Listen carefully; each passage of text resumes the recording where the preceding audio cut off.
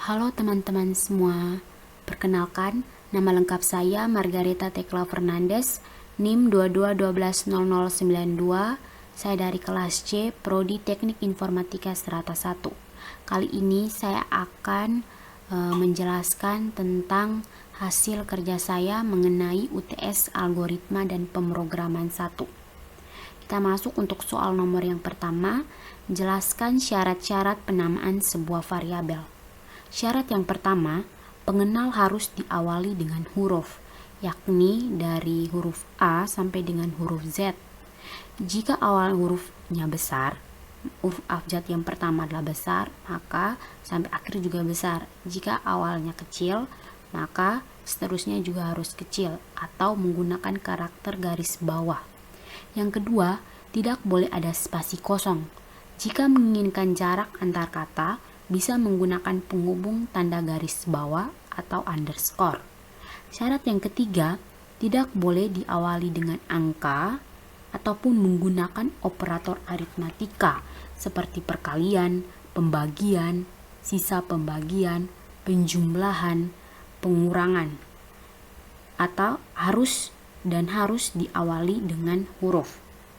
Yang keempat, panjang pengenal boleh lebih dari 31 karakter, tetapi nantinya hanya 31 karakter pertama yang dianggap berarti. Syarat yang kelima, pengenal tidak boleh menggunakan nama yang tergolong sebagai kata-kata cadangan, seperti integer, if, while, dan sebagainya. Lanjut untuk soal yang kedua, tentukan apakah variabel-variabel berikut sudah sesuai syarat penamaan sebuah variabel atau tidak. Yang pertama, 2 merdeka. Variabel ini tidak sesuai karena syarat penamaan sebuah variabel tidak boleh diawali dengan angka. Yang kedua, merdeka jaya. Ini juga tidak sesuai karena dalam syarat penamaan sebuah variabel tidak boleh ada spasi kosong jika menginginkan ada jarak antar kata. Yang ketiga, merdeka 2.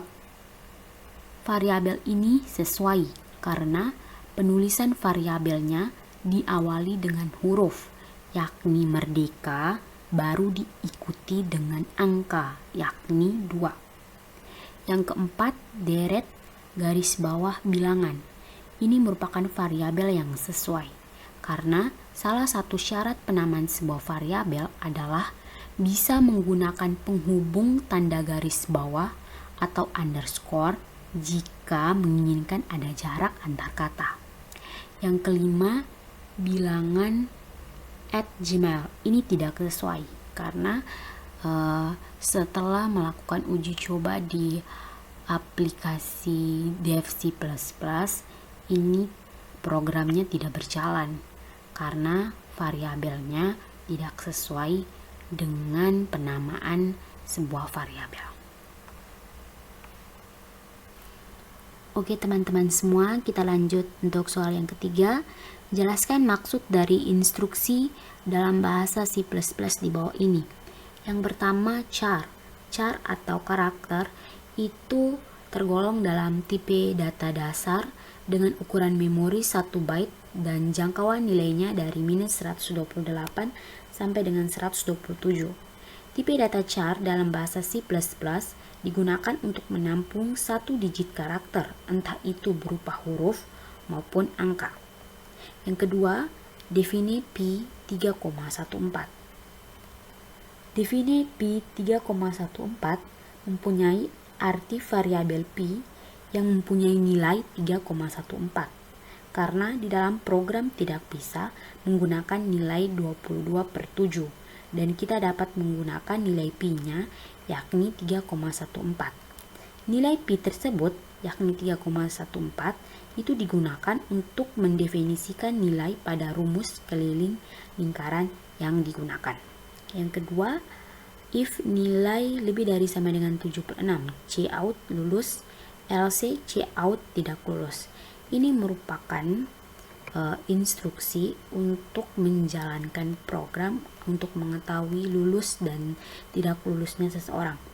Jika nilai yang diperoleh lebih dari sama dengan 76, misalnya dari 77, 78 dan seterusnya, maka itu dia akan dinyatakan lulus.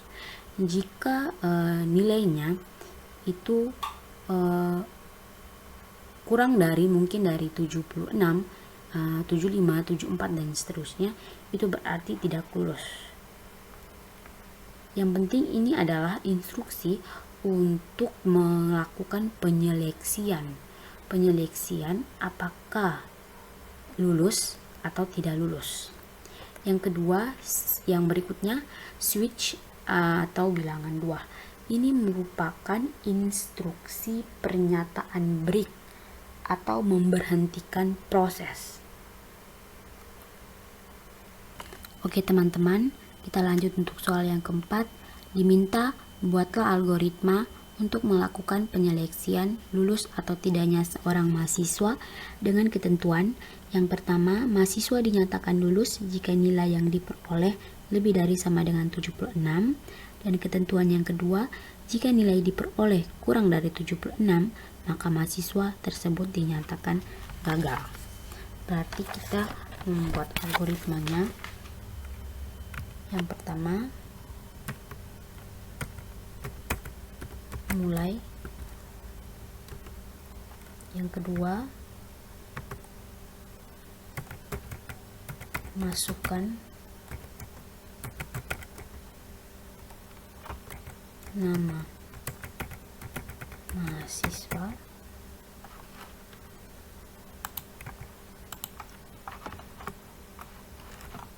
Yang ketiga, lakukan pengecekan apakah nilai mahasiswa lebih dari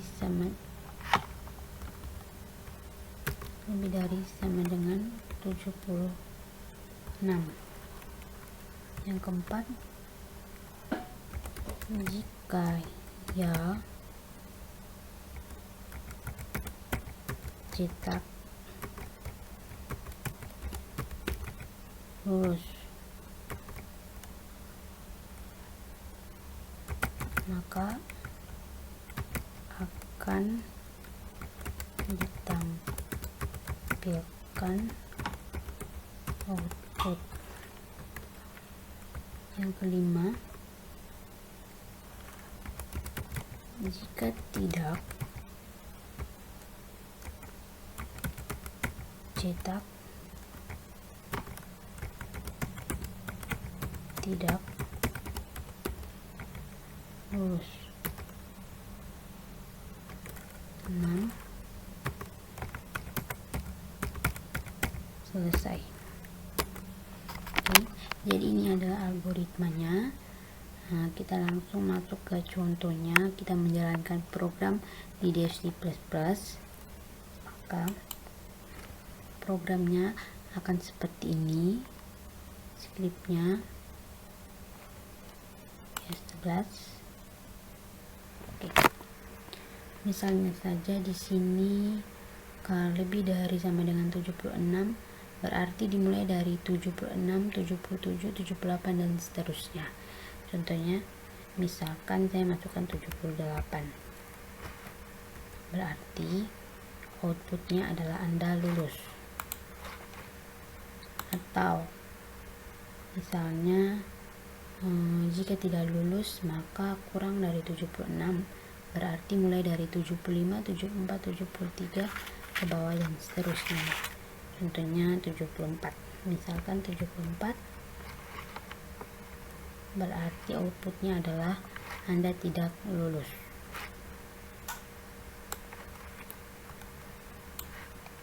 Oke, nice. Oke teman-teman, lanjut nomor yang kelima. Buatlah algoritma dengan notasi pseudocode dan flowchart untuk memecahkan masalah, yaitu menghitung volume kerucut dan menampilkan deret bilangan Fibonacci. Yang pertama, menghitung volume kerucut dengan menggunakan notasi pseudocode. Oke.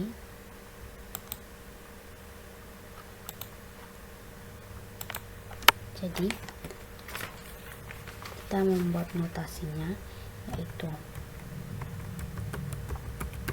algoritma volume kerucut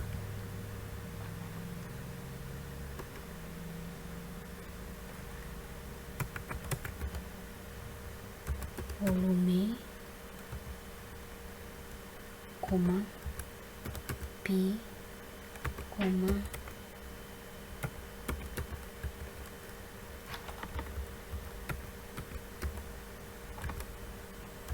jari-jari,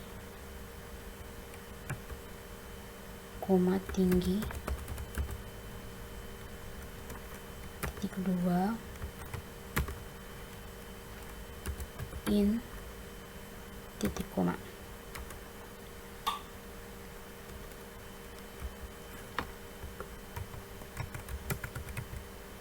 Read,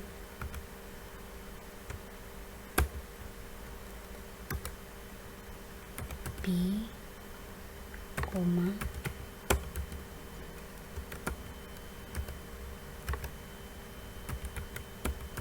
jari-jari, koma tinggi, tutup kurung, titik koma.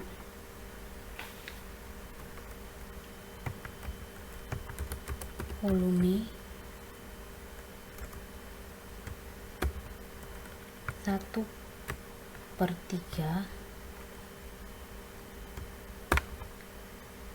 kali pi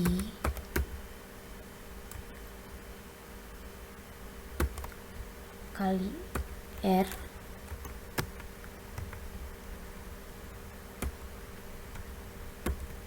kali R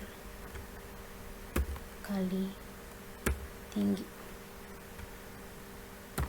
tutup kurung, titik koma, right, buka kurung, volume, titik koma. Jadi ini adalah notasi psiokod untuk menghitung volume kerucut. Lanjut membuat algoritma untuk menghitung volume kerucut menggunakan notasi flowchart. Jadi ini adalah notasi flowchart untuk menghitung volume kerucut. Ada start, ada end, masukkan pi yaitu 3,14, terus input jari-jarinya, input nilai tinggi, terus masukkan rumus volume kerucut yaitu 1/3 kali pi kali R kuadrat kali T. Volume kerucut sama dengan volume dan N. Start maka N, jika mulai maka selesai. Jadi ini adalah notasi flowchartnya untuk menghitung volume kerucut. Yang kedua, menampilkan deret bilangan Fibonacci dengan menggunakan notasi psiokod. Algoritmanya yaitu ada deklarasi yang yakni menggunakan integer, terus deskripsi if i sama dengan 0, i sama dengan 1, else, terus ada while, terus i kurang 1 tambah Fibonacci i kurang 2, maka i sama dengan i tambah 1 n. Berikutnya notasi flowchart untuk menampilkan deret bilangan Fibonacci. Algoritmanya seperti ini, mulai input n, terus i sama dengan 0 atau i sama dengan 1, Fibonacci 0, Fibonacci 1, selesai. Jadi ini adalah algoritmanya untuk notasi flowchart untuk menampilkan deret bilangan Fibonacci. Notasinya seperti ini.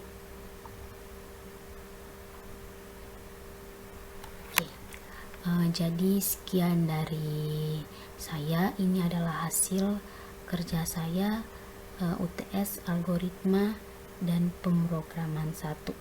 Sekian dari saya. Terima kasih.